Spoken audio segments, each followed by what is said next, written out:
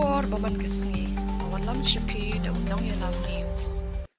Kajing pas jongi kena naki school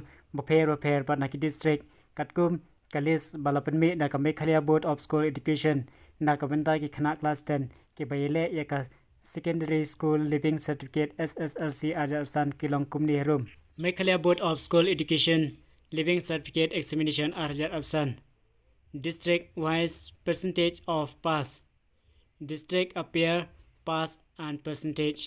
na is karo hil ki ba appear kilong lai hajar ars pa arpandru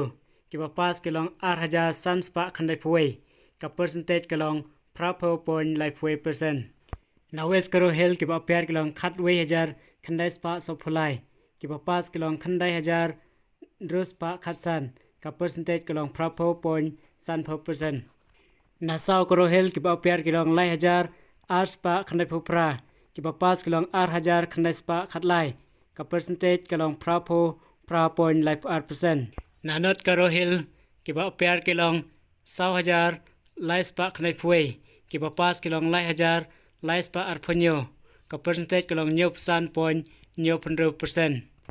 na south west karo hil ki ba appear kilong 100,000 sans pa andro phulai ki ba pass kilong lai hajar south pa khatar ka percentage kalong 9.9% na is kasihil ki ba appear kilong khat san hajar drus pa san phunreu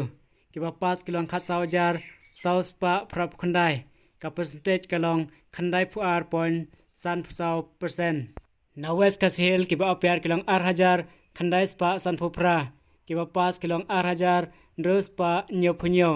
ka percentage kilong khandai phau point san percent na eastern west kasihil ki ba appear kilong ar hajar lai spa khatlai ki ba pass kilong ar hajar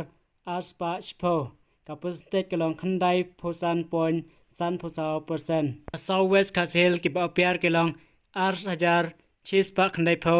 ki ba pass kilong ar hajar nyop khandai ka percentage kilong khandai phusau point khandai phulai percent nari bhoi ki ba appear kilong san hajar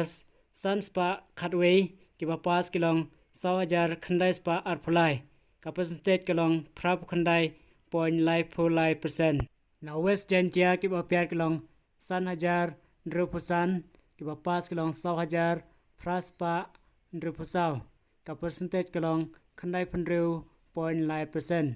na east jantia ki ba appear kilong ar hajar san spa drupupra ki ba pass kilong ar hajar lai spa nyophlai ka percentage kilong khandai phuar point 100% ka total baro ki ba appear kilong druphlai hajar drus pa prapu arngut ki ba pass kilong san hajar saus pa nyophlai ka percentage kilong prapu nyo point 4% war baman kasngi subscribe ka channel unang yalam news